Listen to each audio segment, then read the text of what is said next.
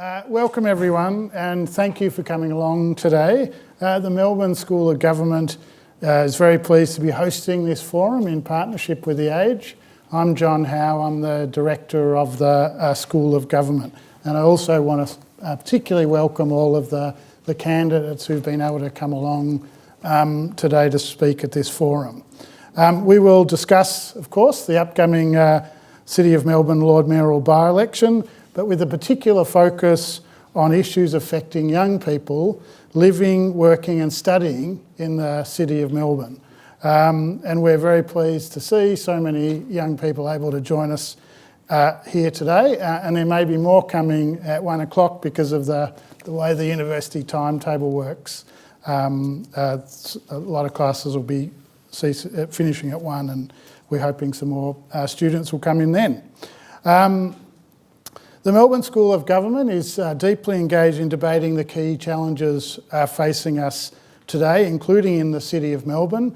And as the population of Melbourne grows, we'll increasingly need to consider issues relating to transport, housing, development of public space and infrastructure, among many others.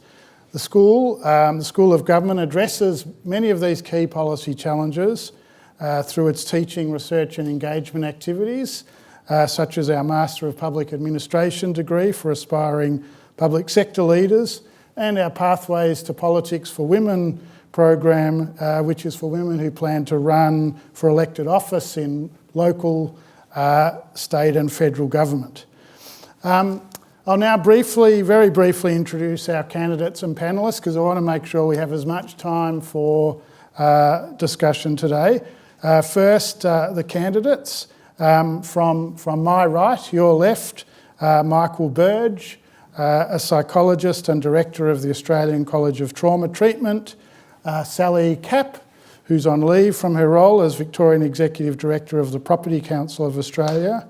Rohan Lepet is a City of Melbourne councillor chairing the Arts, Culture and Heritage portfolio. Ken Ong is the Executive Director of Future Kids Childcare and Head of Sales and Operations at the Temple Brewing Company. Nathali Nicole Asugru is a business coach and employment facilitator. Then Bruce Poon is the President of the Animal Justice Party. Katie Sfakidis is an artist and lighting designer. Sally Warhaft is a broadcaster, writer and academic.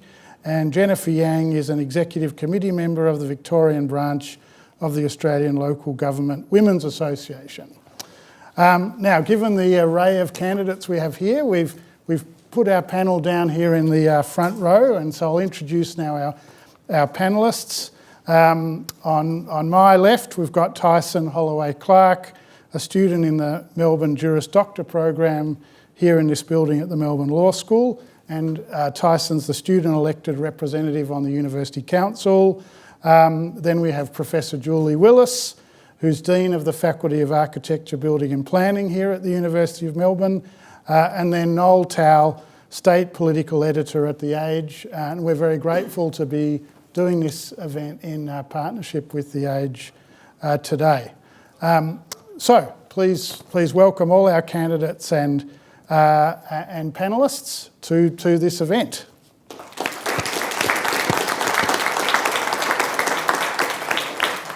So the format we're going to operate today is we'll start, the first half of the session is going to involve questions to the candidates from our panellists and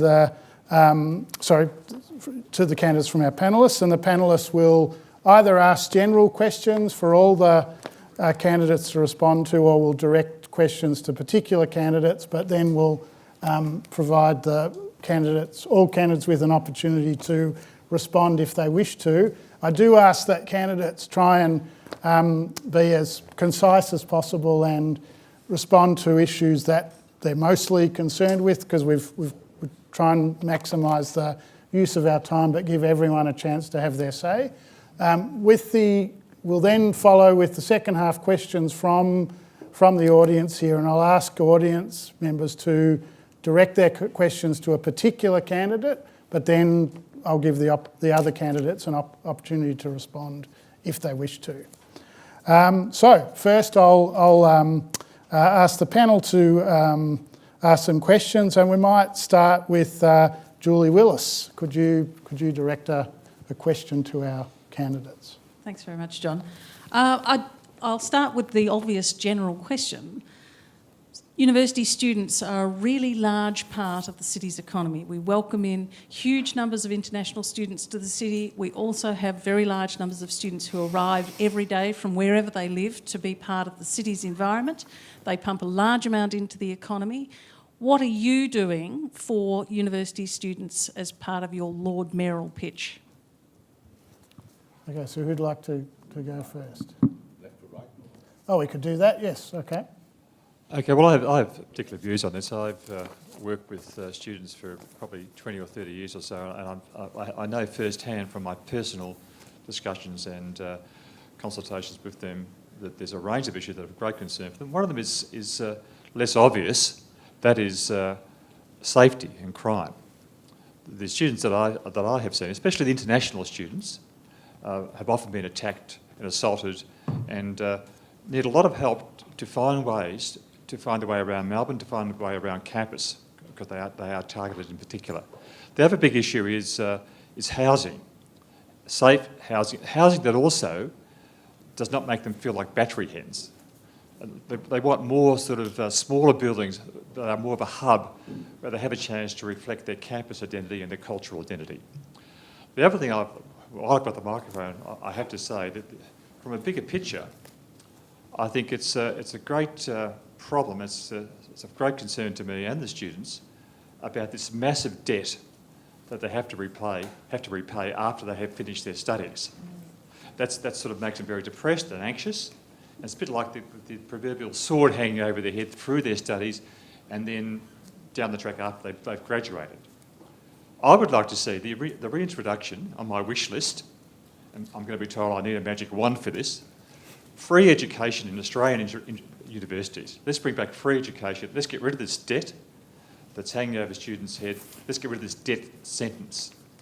We'll be more able to solve a lot of infrastructure problems, the ones that actually are concerning the City of Melbourne and Australia, if students, rather than being worried and anxious and depressed about this great debt that they have to repay after they've graduated, if they could pour that energy and creativity into solving these infrastructure problems on a range of issues, whether it's architecture, whether it's governance, whether it's crime and safety. Thank you. Thanks, Michael. Sally? Thank you. And a terrific question, obviously, for the forum that we're in today. And I've been very aware of the importance of our education sector and students, particularly since I was the CEO of the Committee for Melbourne 12 years ago, when we did a paper and some research into the impact, the positive impact that our student body and education has for the economy of the state of Victoria. And as part of that study, we then focused on a couple of issues. One of them, I'm pleased to say, actually has been delivered, which was the welcome desk at Melbourne Airport. That was initiated by us during my time there to make sure that we are there to create a presence for international students as they arrive and make sure that they're welcomed but also directed in the right way to the very many education institutions that we have. The other thing that we campaigned hard for, and which is part of my policies for this election campaign, was about particularly public transport for international students, but public transport generally to support our student cohort. And it was one of the major announcements that we've made as part of this process, was to seek to advocate to have our free tram zone extended right across the municipality of Melbourne, making public transport travel something that's very accessible for all students within our municipality. So something that I worked on 12 years ago and something that's still an issue and still important for supporting our student cohort and our education institutions. A couple of other things that we've touched on during the campaign that's relevant. One is about safety. I agree, it's a big issue for everyone, and particularly students if they're studying out of normal hours, when we find that the crime rates go up and safety becomes more of an issue. So some of the simple solutions, particularly around lighting, and looking at where are the major pedestrian routes during those times when safety is a particular issue, and how can we add lighting and CCTV to those routes, and our student body is very involved in that element. And then the other thing that I think is of interest that we've had a lot to say is about creating new open spaces. Open spaces are a way to contribute to mental and physical well-being, but they're also the spaces that people come together to create a sense of community.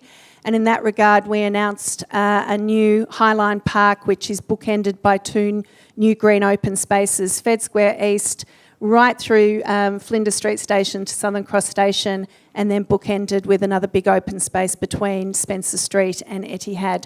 And it's those sort of big transformational ideas that I think are particularly important for our student cohort, because they take a long time to deliver, and really they're going to benefit our youth most of all. Thank you. Thanks, Sally. Rohan? Well, thank you for the question, and it's a pleasure to be here. I thought I'd mention that as well as being a sitting councillor, I'm your endorsed Greens candidate. I'm also a former University of Melbourne student and have lived inside the municipality for my entire adult life. The average age, the median age of our municipality is 28, and that's largely due to the very, very high student population that we have in this city, higher than, as a proportion than any other municipality in the country.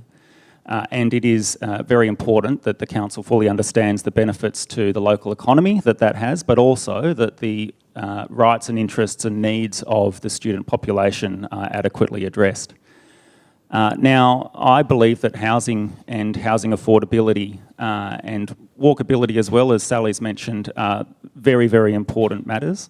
Yes, the Lord Mayor has a very important role to advocate for the best possible outcomes, whether it's to the federal government for fairer debt, and I'm still paying off my $40 or so odd $1,000 HECS debt, and whether it's to other levels of government as well, such as the Highline Park, which of course council wouldn't be able to deliver on its own. But let me just focus on one thing that council can tackle directly. At the moment, we are building a lot of new student accommodation in the City of Melbourne. Unlike new apartments, which are subject to new, better apartment design standards, we don't have stronger student apartment controls. My biggest fear is that we are building a lot of new student accommodation in the heart of our city, which is not of high enough quality and is not going to make us in 30 years' time say that we're still a livable city.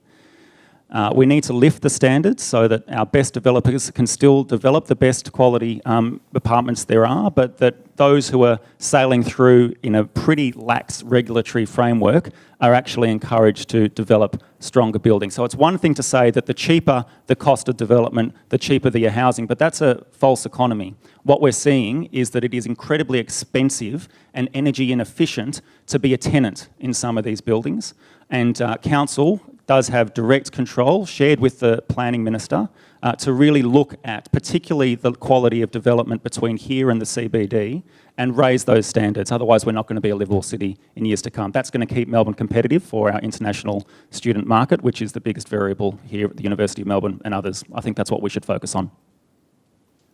Thanks, Rohan. Got one. Thank you. Good afternoon. It's great to be here. I'll try not to repeat what's been said and focus on what the City of Melbourne can do and what a Lord Mayor can do. I've been a councillor there for 8 years, finishing back in the end of 2016. I was a former international student myself. Back in the days when I was here, you're on your own, you don't have a lot of friends, you don't have access to information, you struggle to pay the bills. So one of the things, and I look back and I say, it hasn't really changed in some ways, and yet it has. Students come here, they come here to study. They come here to make sure they can survive. So many of them take up jobs.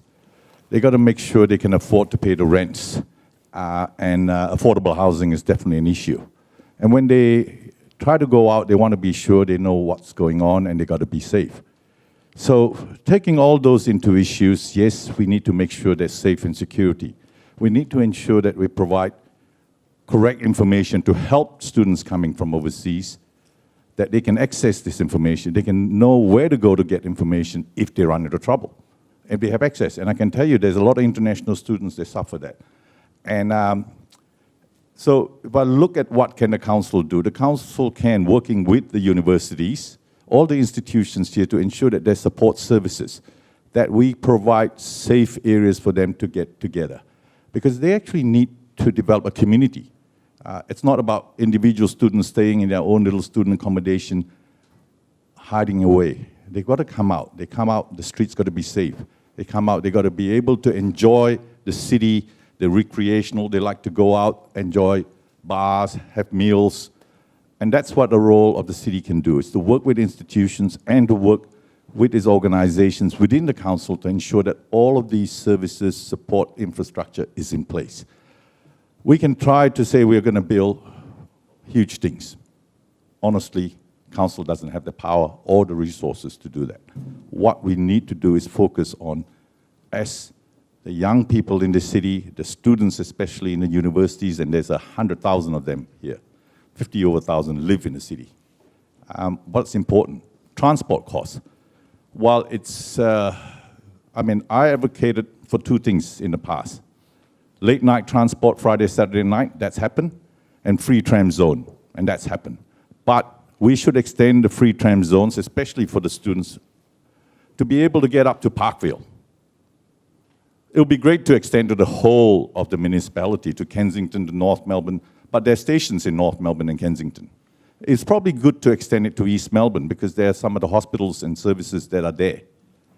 But we need to focus on what we can do immediately, and as a Lord Mayor, whoever comes in the next 2.5 years.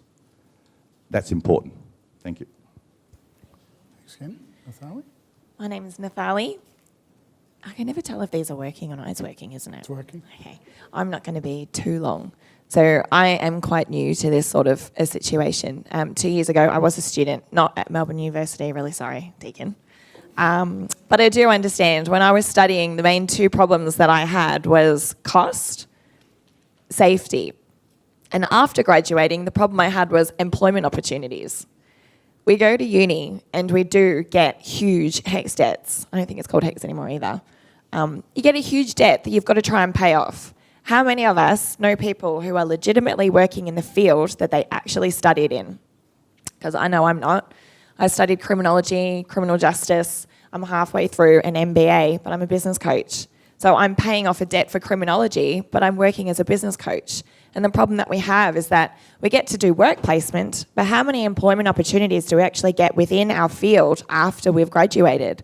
It's very difficult to get a job if you don't have experience. It's difficult to get experience when you can't get a job. So we've got to constantly be thinking outside the square. You basically spend your final year at university planning your future. On top of that, you've got the stresses of normal everyday life, the cost involved. You learn how to budget. As a student, you're probably the best person that learns how to budget. These things need to be factored in. So it's very well and good to talk about housing and accommodation. We also need to start factoring in what can we do for our students once they've finished graduation as well. Where can we work with them? Cost is very important. It's not just transport. It's the everyday cost of living. I was a single mum when I decided to go back to university, so I had the burden of, do I put 100% of my focus into my studies, or do I learn how to juggle working full-time and studying? And that's the option I went through. So it's not just after hours. For me, I was studying wherever I could to be able to graduate and still be able to provide for my daughter.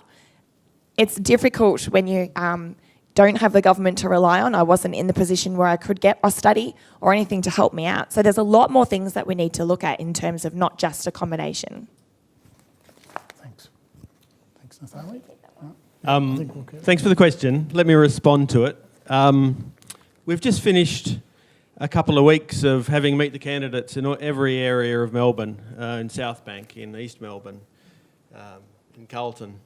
And 2 weeks of pork barrelling, local issues, and, local, what are you going to do for us? Now that we're talking to young people and academics, students, I'm hoping we're going to lift our eyes to the horizon a bit and talk about big issues. Because the Lord Mayor isn't just a local manager who manages rates and rubbish. Don't vote for the person who's going to fix the potholes in Tin Alley quickest. You're voting for the Lord Mayor, you're sending a message about the kind of world you want in. If you're a young person, you need to know about what are we going to do about climate change. That's going to affect you in your life. what are we going to do about economic and generational inequality? You know, vote for somebody who represents change in that. I represent a change to the way we treat animals in society. Lift your eyes, you know, vote for somebody with your values, vote for somebody who you think can send a message across Australia, not just about Melbourne, about what can happen with young people. Bruce?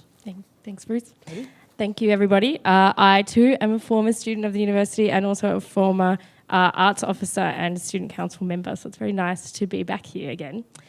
And I sort of want to take on what Bruce is saying. For me, I think my thing that I want to bring, and I sort of want to, not quite the youngest candidate, but one of the younger candidates, is institutional change. We need to actually be embracing change on a sort of massive level and thinking about how we can diversify council. And I feel like as someone that spends a lot of time being around young people, this is actually something that is very easy to embrace as a young person. The idea that change is coming and that change is good and that we as a kind of council, as an institution, need to be finding ways to embrace that. And that means looking at our institution and looking at who is representing us. Are they all the same? Maybe it's time we need to start thinking about different people, such as women or queer people or Indigenous people or people of colour actually being involved on a governmental level in terms to make those changes possible. And that's what I stand for. Hi everyone, my name's Sally Warhaft. It's lovely to be here. It's the last of our formal forums today. We've been to many of them, but it's wonderful to be here.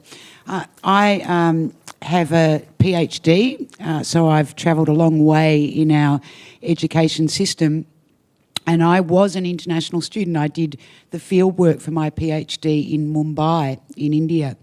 And the two things that occur to me about being an international student in Melbourne, the cost of living, of course, and the cost of living a long way from home. When I was in Mumbai, over a period of 2 years, I was just beautifully welcomed to that city, and it wasn't just a booth at the airport. It was ongoing and substantial, and from institutions, from locals, it was accepted as part of the culture of that city that you embrace a young student a long way from home. And it happened every day in all sorts of ways, from all sorts of people, and particularly at one time where I got very, very sick and was in hospital, and people brought me food 3 times a day. It was the most remarkable and moving care and support that I had. And as somebody that's gone on to be a lecturer in universities, a tutor as well, and have got to know a lot of international students myself in that role, I know it is not reciprocated. I know that it is not the same level of support that international students get here. So cost of living, obviously, affordable housing and much, much better care for more affordable transport, health care, but also the way we really think about integrating international students into our city and our lives and our culture has to be transformed. And there's a wonderful role there for a Lord Mayor to advocate and make that an absolute priority. Another thing I would talk about is that I think very few, I'm not sure, because it's really hard to find out, but many international students are entitled to vote. And I would love to know how many of them actually know that. That they're entitled to have a say, obviously not at this point, but for next time, to support international students getting on the roll and having a say as people who live and make an incredible contribution to this city. Thank you. Thanks, Sally. Jennifer? Thank you. My name is Jennifer Yang. I spent a lot of time studying. I have 4 degrees. And it's always hard to be the last one to speak. A lot of good ideas has been talked about, but I really want to emphasize is international students actually are probably the most vulnerable members of our community. they often away from home, away from their own country, and stay here alone. They pay much higher tuition fee to study than the local students. They can't even get the student loans. So it's really, it's a lot of investment from themselves, from their family to study overseas. And then we see there's a lot of restriction on their working rights. A lot of them get exploited during just like the recent example of the 7-Eleven wage theft. And even for the renting of a house, quite often when they got abused, they don't know where to look for help. So I agree with a lot of good suggestions, big pictures, but I think most importantly, for our young people, I think it's how we inspire AB1 to actually voice up, to getting together. If elected as a Lord Mayor, what I want to do is establish an International Student Commission. It's a similar model like the Victoria Multicultural Commission. We have an International Student Commission. We have the International Student Commissioners, because issues come and go. Just a few years ago, international students, they can't even have a right to buy the they need to pay full fee for the public transport tickets. They can't even have can't even pay student fees for the public transport like all other local students, which is unfair. And I know someone from the student group, they actually champion very hard, advocating very hard, talk to all the politicians, talk to different levels of government to really get that changed. And I'm so grateful that has been changed, but that's because people actually organizing, inspiring the overseas students and the border students to getting together. So I think most important thing is how we empower our young people to get participate into our local democracy, to get participate to understand how the system work in Australia, and how can we help them. For myself, if elected as a Lord Mayor, I'll be very happy to work together with the international International Student Commission together to lend my voice, advocating together. And if something council can do, obviously we want to take on board. But I want to give that power back to the international student and university student. This is a future for yourself. I think you should start to get participate, should start to get involved. So that's my vision and what I want to do for international students and also broadly for university students. Thank you. Thanks, Jennifer. So we'll go to our next panel question, but I'm going to get a bit tighter on timing. I've let everyone have an opener answer, but I do want to try and keep people to a minute on responses to the panel questions from now on. So Noel Tao, do you want to ask the next question? Thank you. Hi. Two very big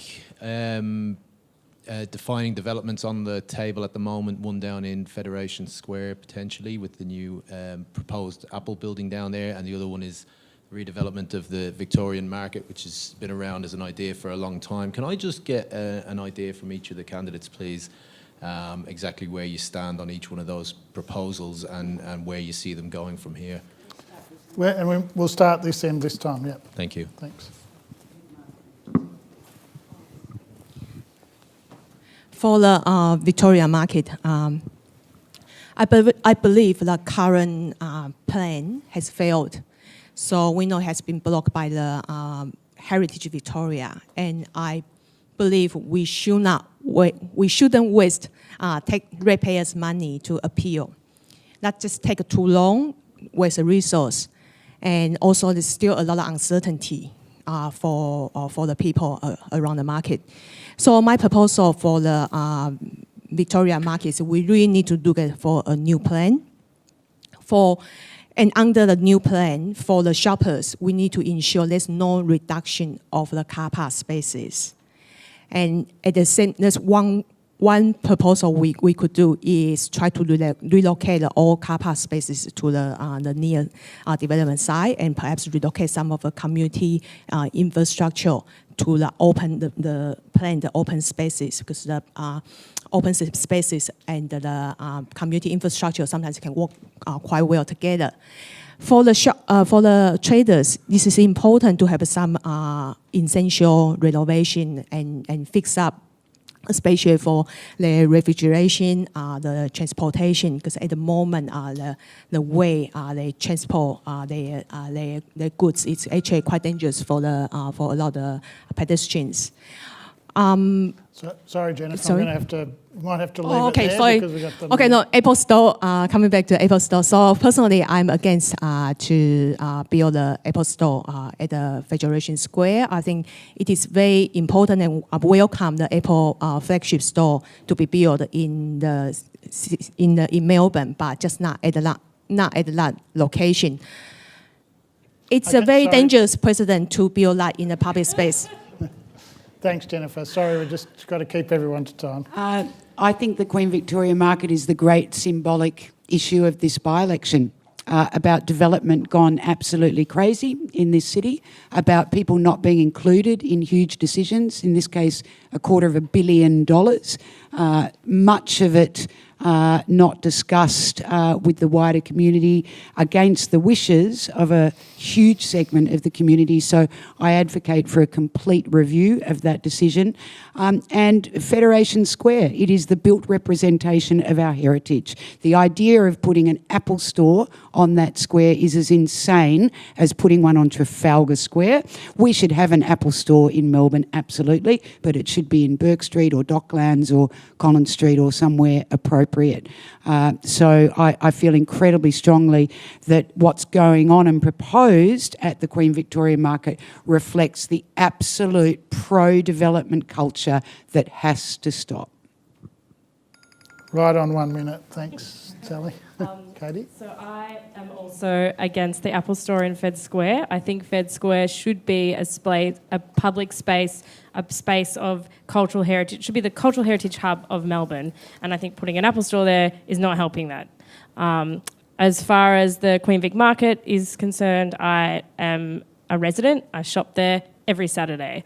I believe that it is changing, and the market needs to change with the kind of changing shopping and changing sort of atmosphere of the traders as well. I think there are some aspects of the plan, such as the green space, that are great. There are obviously other aspects of the plan that Heritage Victoria has rejected, and we need to work to make sure that we can make the market change in a way that's beneficial to everybody.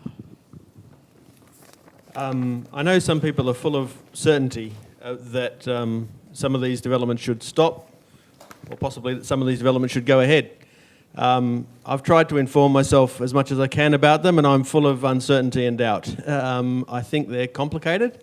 I think the process has been less than perfect in some cases, but if there is no corruption involved in the process, then I think some of them make commercial sense for the city. If elected Lord Mayor, I would need a lot more information from the other councillors and from the council itself to make a decision about what to do. Thanks, Bruce. I'm a Samsung user, so obviously I'm not for the Apple Store. Having said that, I'm for it being anywhere else, just like my fellow candidates. I just don't think it needs to be in Federation Square. That's a great meeting place, and it should be as it is.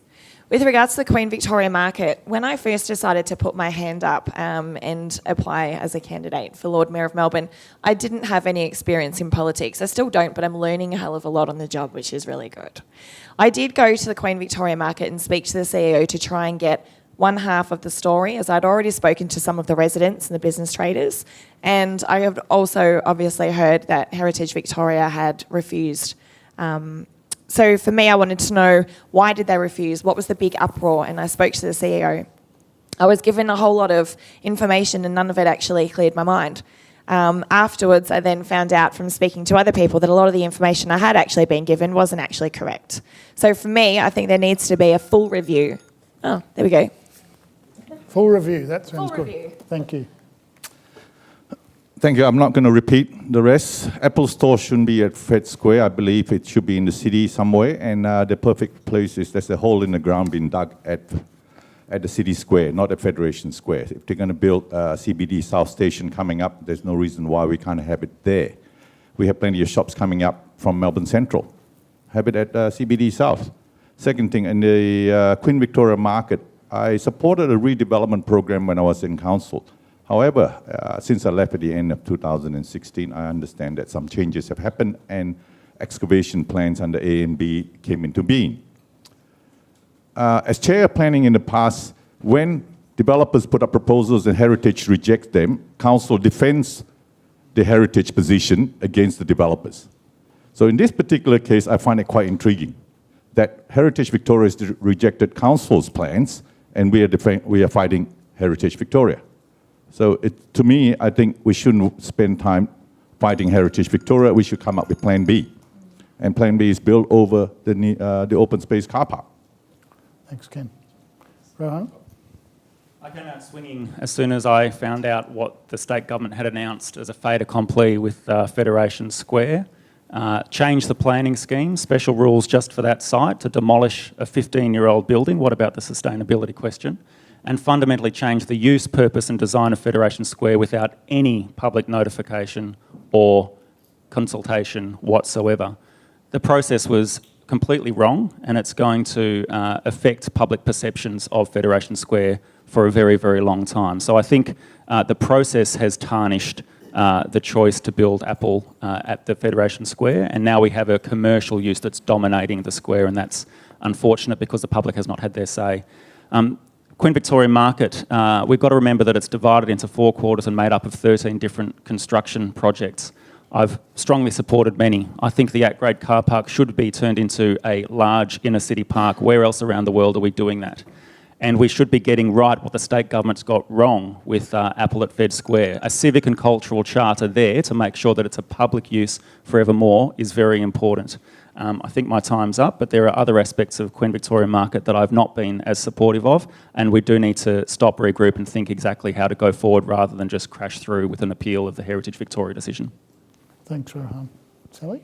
QVM, it's a place that's iconic, it's a place we love, it's a place that needs investment, it's deserving of major investment, and I believe we have the smarts here in Victoria to be able to redevelop it, to maintain its character and heritage while creating a safe and pleasant place for people to work and shop. Apple, Donald Bates was the original architect, and the original brief was for a place that could welcome civic, cultural and commercial activity. It has done that through its history. The Apple Store represents a new, modern, again, iconic chapter in how we build on that commercial activity in a very important civic space. And again, going back to Donald Bates, the original architect, this is an opportunity to open up Federation Square to the river so we can embrace the river, something we got wrong in the first design, and it also actually increases the space available for civic engagement. It's a yes. Thanks, Sally. I'm not against community-sensitive development, but the Apple Store is the core of the problem that people are feeling about the lack of respect and lack of sensitivity by local government and suspicion about conversations and plans that are going on behind closed doors and secret meetings.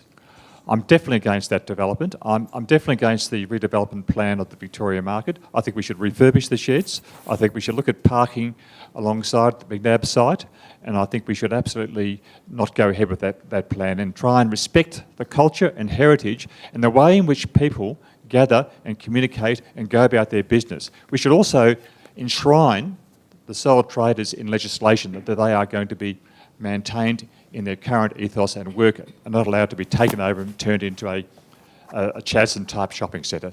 So against both of those projects because I think it's anti-community. I know there's been lots of conversations, lots of consultations, but the people are telling me nothing happens from what they want. I want to change that. Thanks, right on time.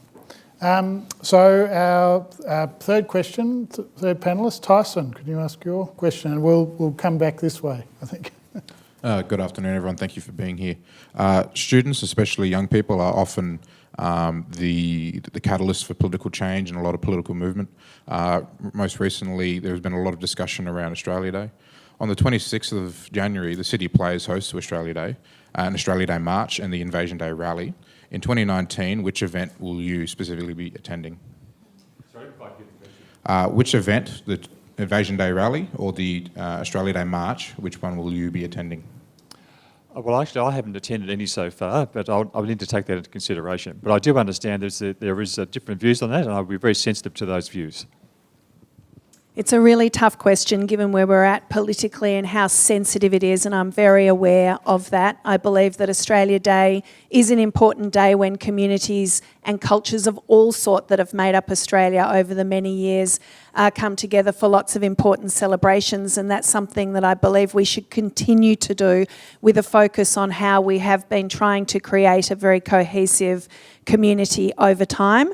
And at the same time, I think we've got to get involved in discussions on how do we properly recognise the Indigenous traditional owners of Australia in a way that's very constructive and positive in terms of recognising, celebrating and continuing to address issues that prevent us from being a cohesive community.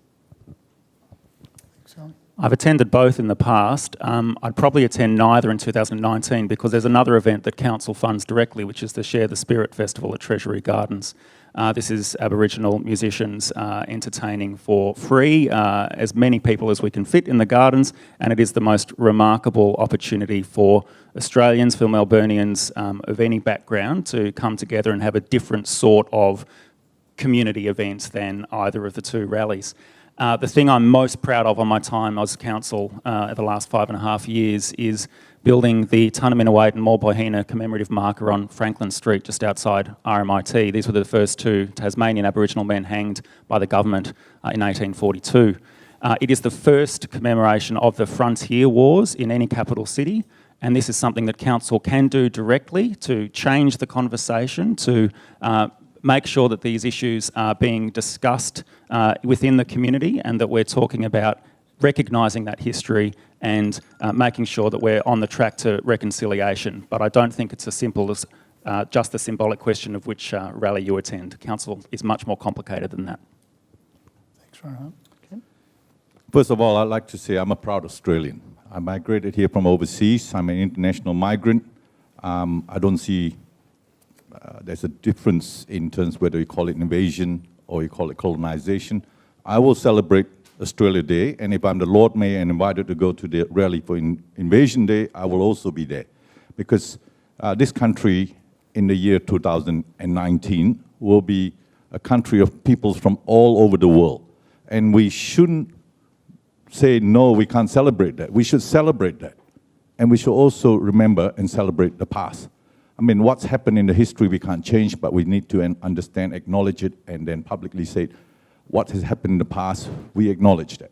But what we should also say on Australia Day is all the new Australians coming in, we should celebrate and welcome them too. Because this is, after all, how Australia has developed over these years. Thank you. One of the things that I've always been good at and something that I do pride myself on is the ability to see both sides of most situations, if not all. I recently got told off by Neil Mitchell because I presented an argument for both sides of an issue. I actually don't think that's a bad thing. I don't see why we need to be for or against something. All that does is open up the forum for an argument, which doesn't actually get anything done. When you put emotion in something, it's very difficult to come up with a legitimate response.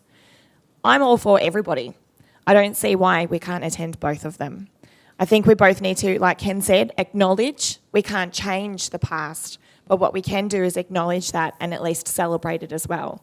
In terms of being able to go to both of them, I think that should be an option. As the Lord Mayor, your personal opinion, and this should go across the board in all politics, but we know it doesn't, your personal opinion is irrelevant. Your job is to speak on behalf of the people. What is good for them?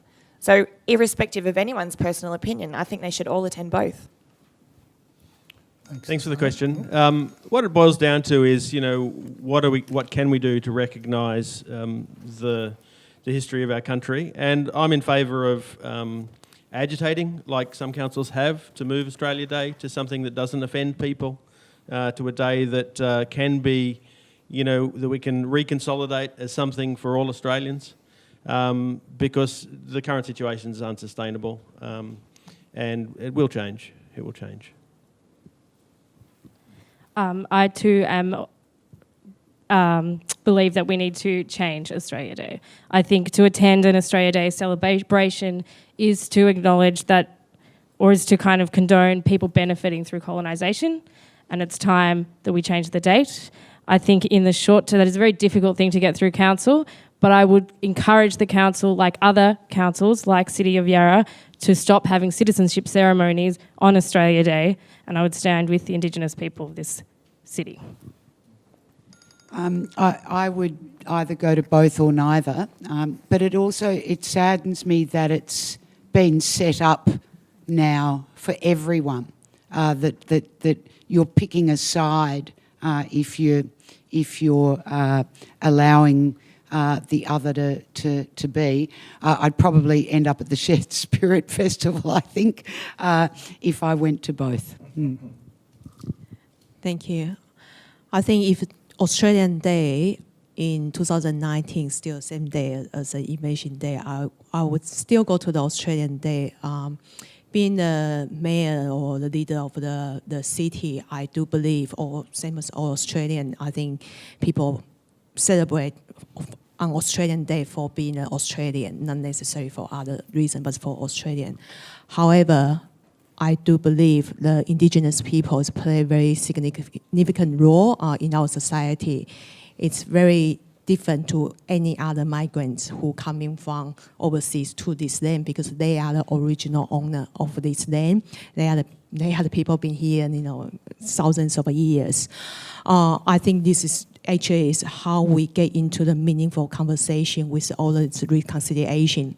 We talk about reconciliation for decades, and a lot has been progressed, but a lot has yet to be done. And so if in 2019, again, if it's the same day and I am invited to the Invasion Day, I will attend as well.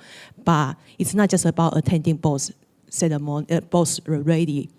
It's all about how we can start that conversation to really, because if we're going to change, just one city, two city change is not enough. It's more about nationally what we could do to do a better reconciliation. Thank you.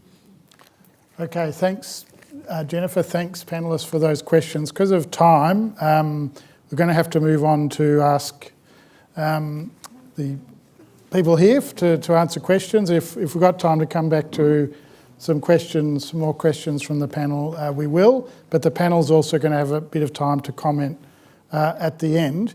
What I'm asking with this next session is that you direct your question to a particular candidate, and that then the other candidates, if they want to comment on that particular question or issue, we'll give them the opportunity to do that.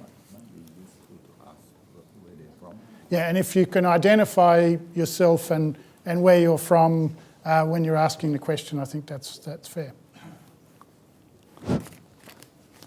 Thank you so much for coming here. In 2016, just let us know where you're from. Sorry. And who. My name is Aftab Hussain, and I work in the University of Melbourne. Previous to that, I was studying at the University of Melbourne, and I graduated in Master of International Relations. So in 2016, right on the Melbourne Street, at Swanston Street, at Stop 1, I was a victim of racial discrimination by a member of public, and that was a middle-aged man, Caucasian. At the same time, I was not ready for that scenario. Obviously, I could not answer, but the person could not attack me because I was able to defend myself for some reason, but he said some abusive words. Yeah. Now, I reported that to the police, and nothing happened after that. It's okay, I coped with it. So what major steps have you taken or will you take, is from all candidates, further to minimize racial discrimination on Melbourne streets and promote multiculturalism? Okay, so I've asked to direct the question to a candidate, so... Okay.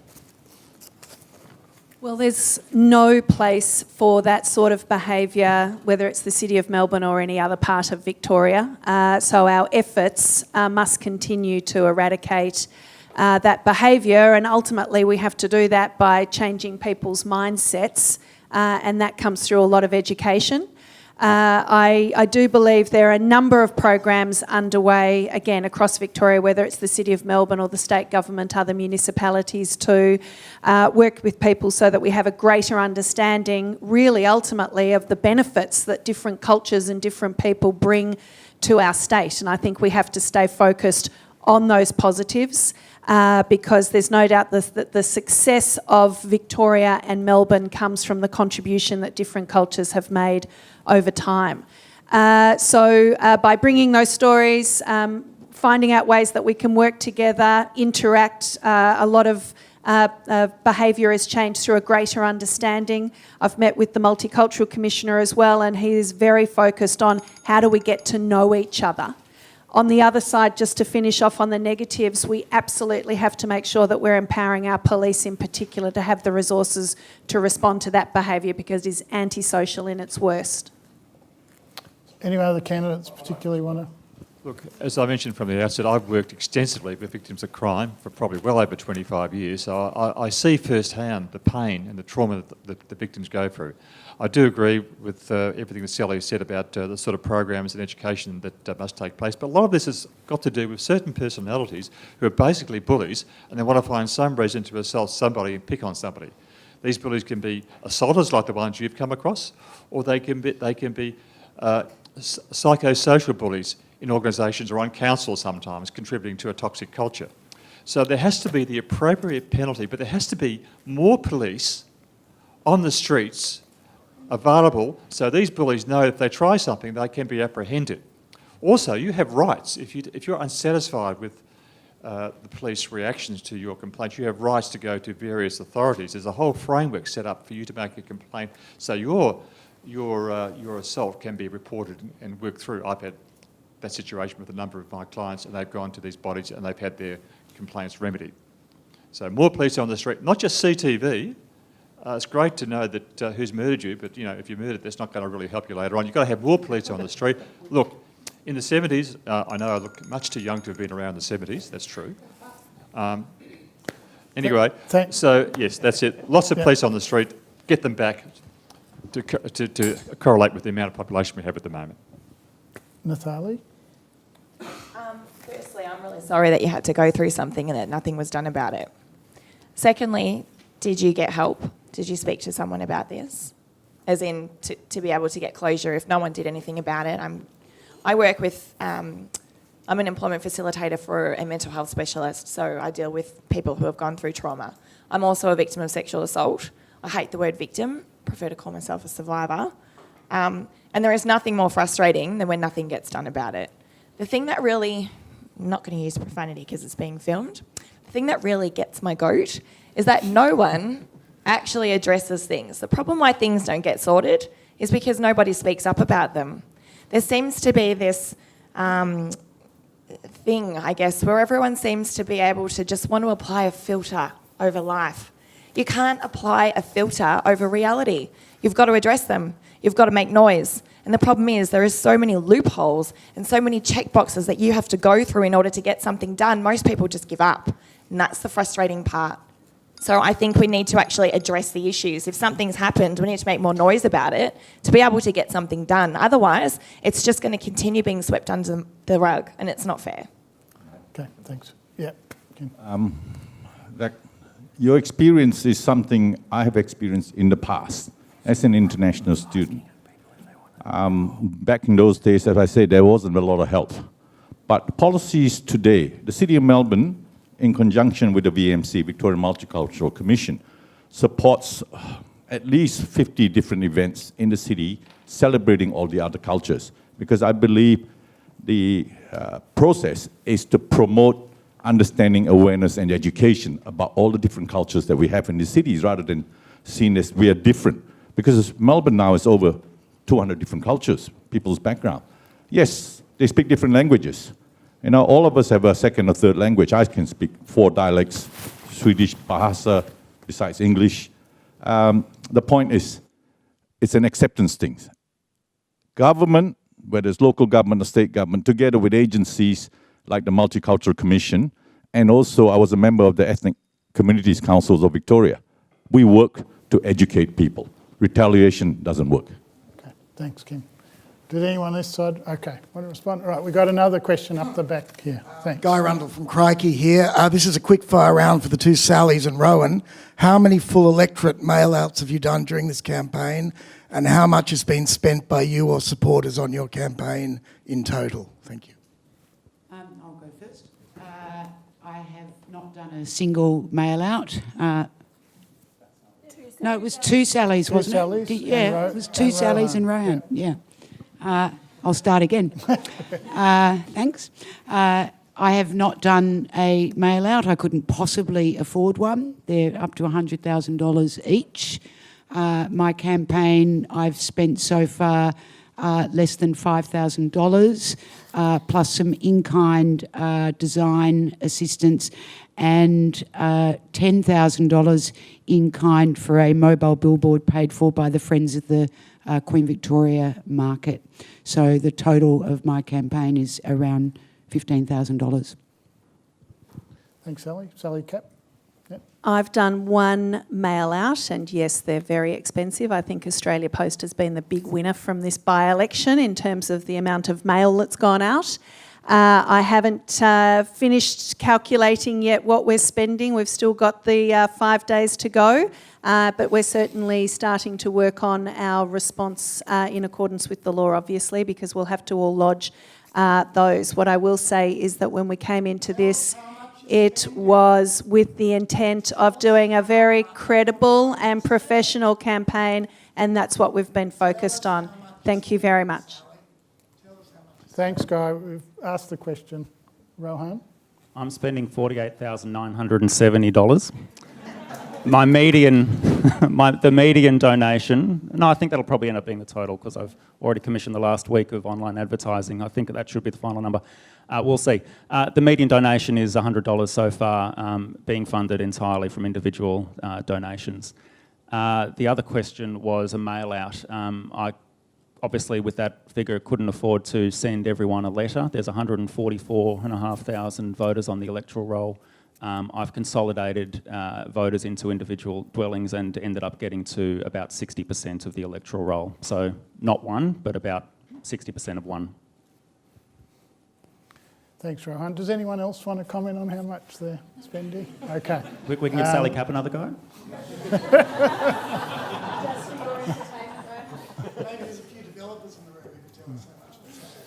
All right. I've got a question up the back there.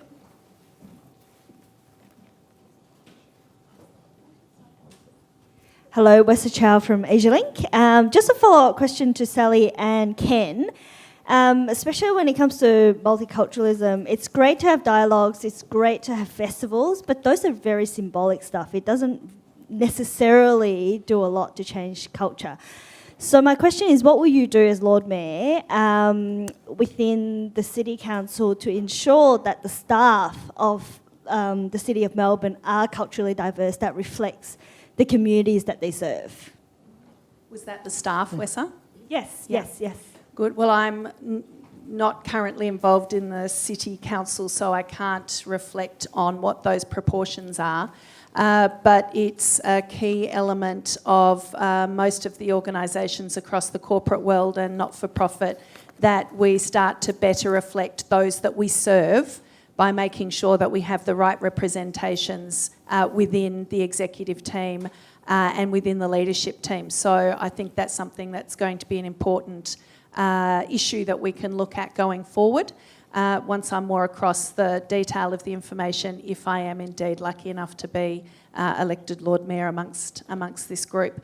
And another thing I think that's really important is that within our community in Melbourne, we have so many people that are more knowledgeable than any of us on these sorts of issues. And so it's about making sure that we have the right levels of engagement to get the right ideas. And then from there, we can certainly play that leadership role in how we deliver those outcomes. I think Ken's next. The question was directed to Ken, then other You can do that, candidates Michael, can comment. after the Yeah. question. Thank you for that, Vesa. Symbolic, yes, but it's also important that council work with all those organizations that represent the multicultural communities in terms of presentation of the culture and also to educate the public. Within the City of Melbourne staff, the Lord Mayor and the councillors actually don't have a direct control over employment policies specifically. But in my 8 years, I have seen that across the people in culture areas, the arts, the major projects and other things, areas of the council, there is a wide spread of background of people that are employed in council, which is great because it has a clear policy on hiring people from different backgrounds. It doesn't have specific exclusions in there. So I think council, as a government body, already does that. What it probably needs to is, with councillors' help, is to define policies that says that in specific areas of the council's administration, that it should focus a bit more in different values that's related more to cultural recognition.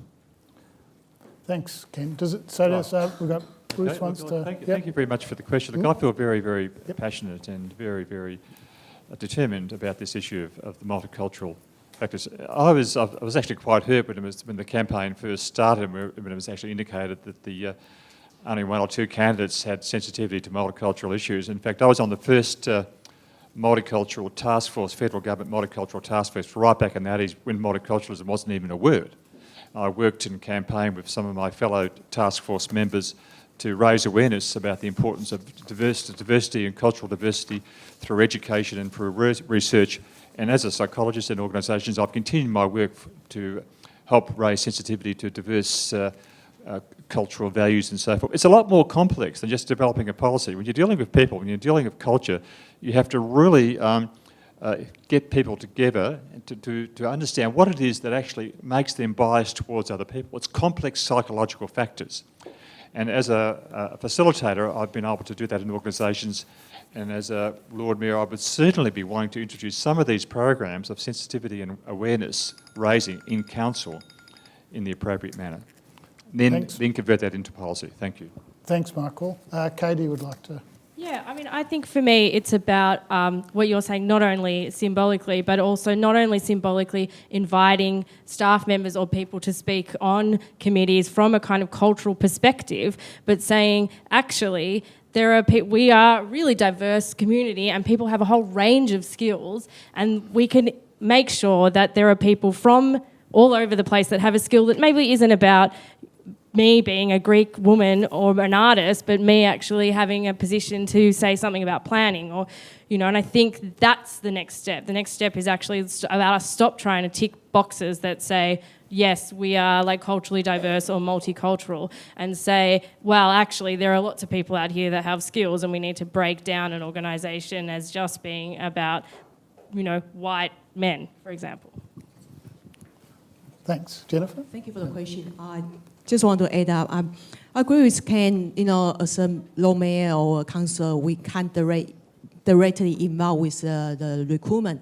However, we, as a leader, we could set up the proper policy to help address the issue. A while ago, I announced some of the major steps I want to address, especially fix the culture at the town hall, which including the strengthening the sexual harassment and anti-discrimination policies, video recording of all the council proceedings to prevent the bully behavior, have implement the 50-50 target for council boards and committees. But I think there's one thing pretty important is to implement the blind recruitment. So for the blind recruitment, we remove all the personal identity. So even though we can't directly involve with the recruitment, however, if we set the policy right, I'm sure our council can implement based on the policy and to help address this issue. Thank you. Thanks, Jennifer. Did anyone else want to comment on that? Okay, so lady in the yellow jacket had a question. Melanie Raymond from Youth Projects in Hosier Lane. I just wanted to ask the two Sallys whether you feel you could rule out, if you were elected, moving towards or returning to a homeless ban and bylaws that criminalise poverty and homelessness. as being on the council agenda? I can tell you in regard to homelessness what I think, and that is that we've had the solution to it for 3 or 4 decades. And the solution to homelessness is affordable long-term housing with wraparound support, and you've got to have both.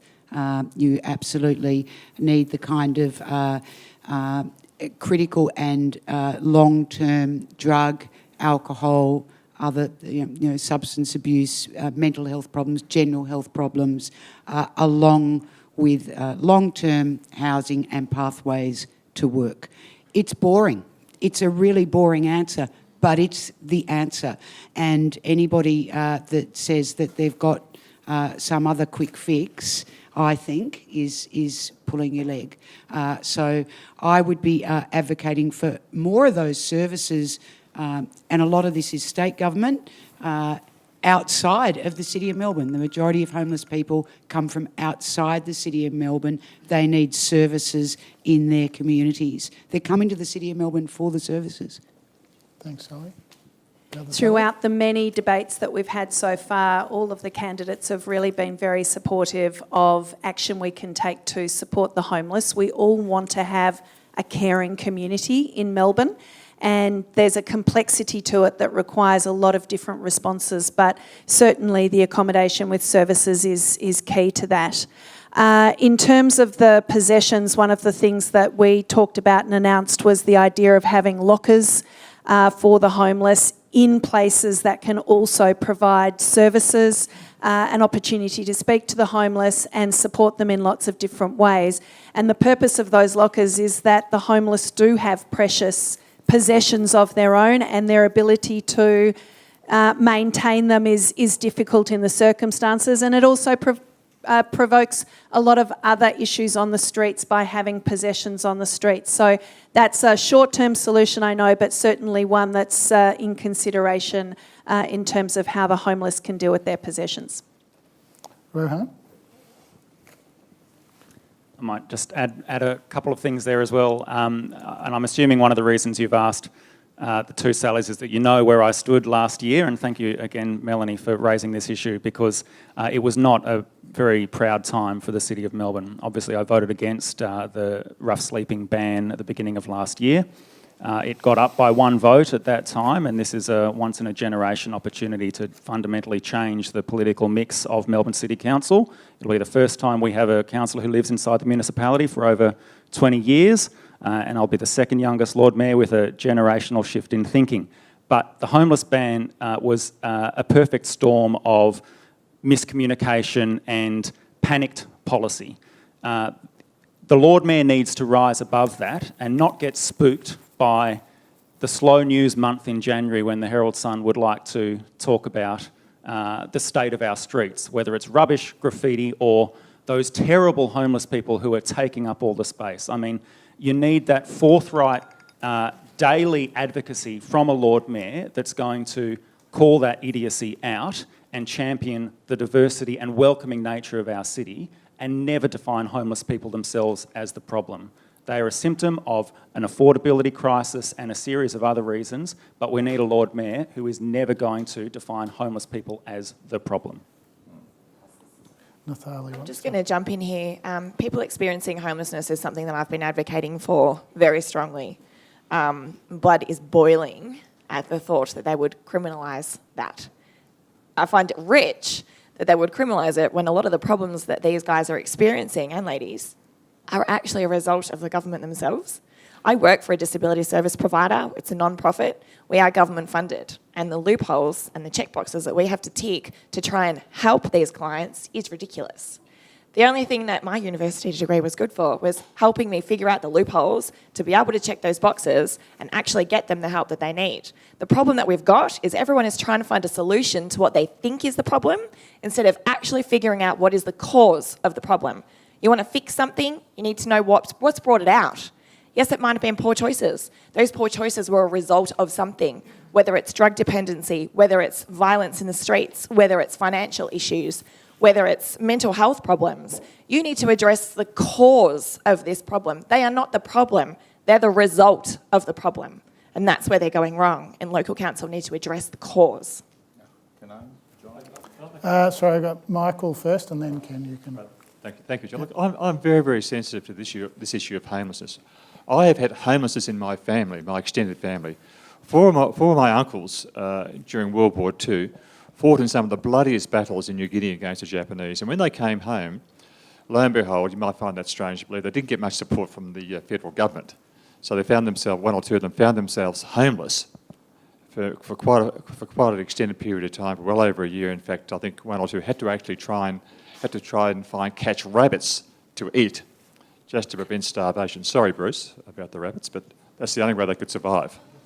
So look, I think I totally agree with the long-term plan, but what people need is overnight safety. I work with the homeless, I work with traumatised people. They have a range of issues and they really are terrified about being attacked and beaten up. They need overnight accommodation and they need to be fed. They need to be able to have a shower if they want to. There are some projects I'm aware of where buses were going around with showers. Why not have food and accommodation? The RSLs could be opened up. These RSLs are like mini corporations now. They could be opened up for the veterans who occupy most of the homeless population. Perhaps some of the hotels. Perhaps there can be a room in City Hall that can be opened up for the homeless. Thanks, Michael.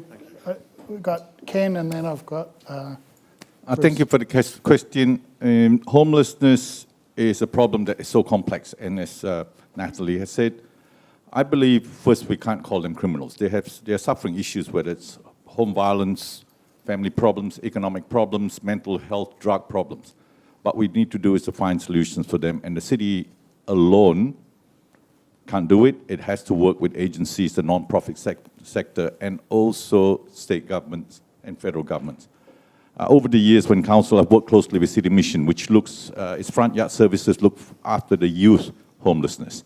And they've been doing a lot of great things. They've been adding mental health services, training and education, medical, and including they have plans to build 18 beds at their facility in King Street. One of the discussions is to also try to find additional safe crisis homes so we can get them off the streets and not cause damage. Begging is a totally different issue. I think we need to address those, the professional beggars that come in. And I put out a release that says, using the mini bedrooms that are used in Japan. We build them in Rebecca Walk, just around the corner, managed by the City Mission, and give them a safe place, at least out of sleeping rough, while we provide services to help them in a pathway out of homelessness. Because that's what's important. No use band-aid solutions with no end in sight. And I think it's true. We need to find the root causes and then treat individual cases to address those root causes. But we can't use a broad brush and say they're all criminals. Thanks, Ken. Bruce. There's some really good things said about what homeless people need and treating the symptoms and helping people, and I applaud that. But we do have to address fundamentals.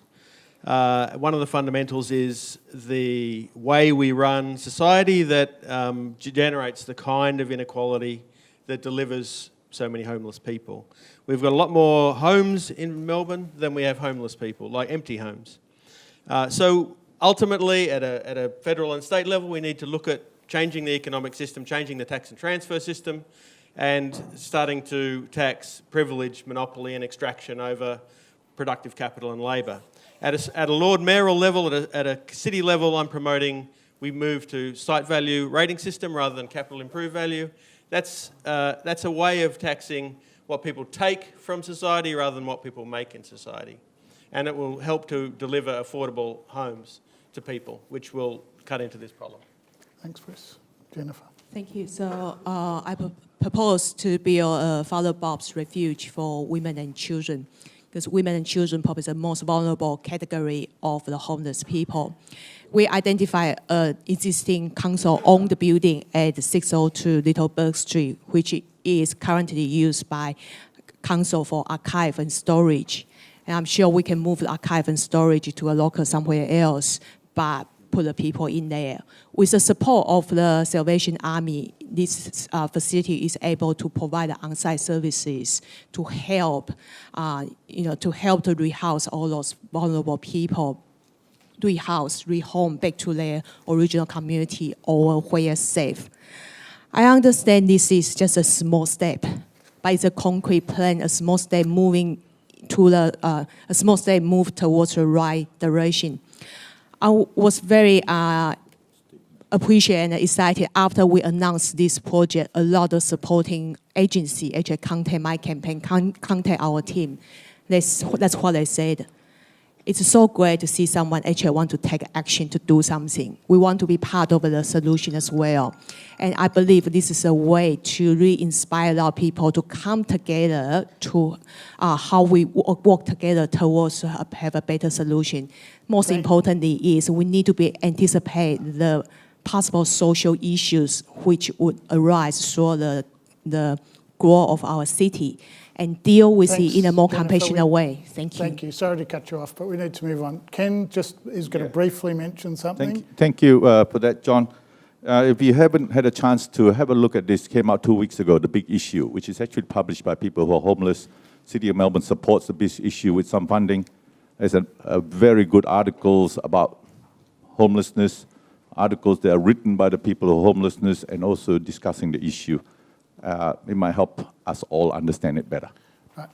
Thank you, Ken. Look, I'm sorry, I know there are other people who want to ask questions, but we're really running short of time, and we wanted to make some time at the end to go back to our panellists. So I'm sorry, the candidates are all here. You might be able to ask them some questions afterwards. But John, can I make one? We haven't actually heard from the audience from a student. Could we have one more student?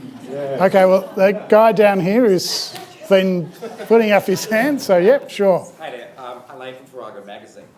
Given that the state government and the federal government are committing to an airport rail link after about 65 years, $50 million for a study from the state government and about 5.8, maybe 7 billion from the federal government, what will your role as Lord Mayor to push for the airport rail link to finally be built? My question is directed to Jennifer and Rohan specifically, but anyone else can answer. Okay. Jennifer and then Rohan. Right. Rohan, do you want to? I guess I'm going first. Obviously, it's a bit of an embarrassment that Melbourne doesn't have a heavy rail link from the airport to the CBD. I support it in principle. There's obviously a little bit of work to be done about finding the most cost-beneficial route. When the state government proposed the West Gate Tunnel, and I use the word tunnel liberally, it's an 18-lane raised freeway above Footscray Road, where it's in the city of Melbourne. It's proposing to build it so close to the Southern Cross rail corridor that the ability for that rail corridor to expand in future is severely limited. That's going to make it more difficult for an airport rail link. It's going to make it more difficult for a potential future high-speed rail link to other regional and capital city centres. So the role of the Lord Mayor is to speak out on these dud projects that aren't getting the right transport mix inside Melbourne and are inhibiting our ability to deliver public transport and airport rail, and to work with state and federal government to identify the correct corridors and advocate for it to happen as quickly as possible. Thanks, Jennifer. Thank you for the question. I've been an advocate for the public transport for a long time, and it's something I'm very passionate about. I used to campaign very hard for the Doncaster Rail, which has been mentioned for over 100 years, much longer than this one. I think the key issue here is we often spend too much time to do the feasibility study to so many different projects, and then none of the projects actually got delivered. And then if 20, 30 years down the track, we need to build something, we need another feasibility study again. So I think it's actually quite critical to have an independent infrastructure. I think it's Infrastructure Victoria. It has been established. It's really looking at what's our priority, what we want to build first, and really spend the money to do the feasibility study, to spend the money in the project we really want to commit to commence. And that's a frustration I find in the past. It's wasting so much money in a study after study. So come back to the airport rail link. I think I just need to advocate hard because it's a state issues. Is there anyone else who wants to comment on that question? Airport link? The airport link question? No? I could. Well, you don't have to. You don't have to. As a Lord Mayor, whoever it is, and if I do become, I'll be strongly advocating the state government to build it as soon as possible. And stop pandering to all the special interest party, including the airport, who collects a hell of a lot of money from parking. You've got the competitors, the Sky Bus, the taxis, and private vehicles. But in the reality is, just build the damn thing. Okay, thank you. So, could we now go to our panel for any final comments? Thank you again. In the last 2 or 3 years, there have been quite a significant number of news stories breaking about youth being exploited in their labour conditions, whether it's through big chain stores being set up and bringing people on minimum wage, and also especially with respect to international students in their working environment. Can you please speak more specifically? I know a few of you mentioned it earlier, but just generally speak to what you think the City of Melbourne can do specifically about wage exploitation and youth exploitation in labour. Yeah, I think it's a comment really that's an issue that needs to be addressed. We're just out of time for everyone to respond to it. But thanks, Tyson. That's a really important issue to raise, I think. Look, I've heard lots of interesting things today. I'm fascinated by the way this has been, the responses have been framed. I guess from working as an academic and working with students all the time, I am somewhat disappointed by some of the comments. I don't know that they're really thinking about a very large population, proportion of the population in the City of Melbourne. We've heard a lot about focusing on the CBD too, and quite a deficit model. We need more police on the street, we need more of this. It would be great to have heard much more of a vision for the future. What will we do positively that isn't about sort of fixing problems but actually preventing them before they come? And so in some ways, I wish from all of you that you start to think, as Bruce pointed out, to think big. Climate change was mentioned, but it has hardly come up today. Some of the things that actually affect young people going forward, I think that you really need to reflect on what you're doing and what you're saying, how you can support them. It's an old adage that they are our future, but we really need to be thinking much more positively about what we can do for young people in the city. Thanks, Julie. Thank you. I think that it's clear to me that once the dust settles on this campaign, we're going to have a look at the process around how these things are done. Voter engagement seems to me to be a problem. Somebody mentioned earlier on about international students being eligible to vote. I'd be very surprised if they were voting in large numbers because they probably don't know that they're eligible to vote. I heard somebody mention the other day, somebody from the business community say that the actual number of businesses within the electorate that are eligible to vote and actually participate is woefully low and it needs to improve. So I'm worried from that respect that we're getting a very big decision here that's being made by a number of people that's too small. I'm also, I think finance is a concern. I think it's of concern. Sorry, Sally, that clearly the best financed campaign won't answer detailed questions about A, where the money is coming from, and B, how much money is involved. So in terms of process, I think that's something else that's going to have to be looked at for the next campaign. All right, thank you, Noel, and thanks to the panel.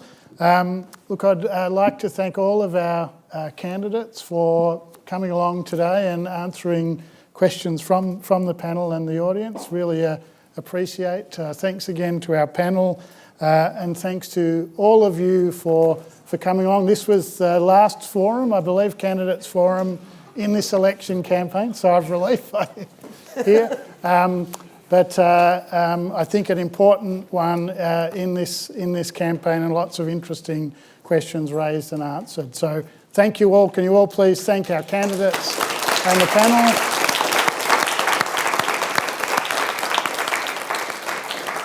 And thank you all for coming along today.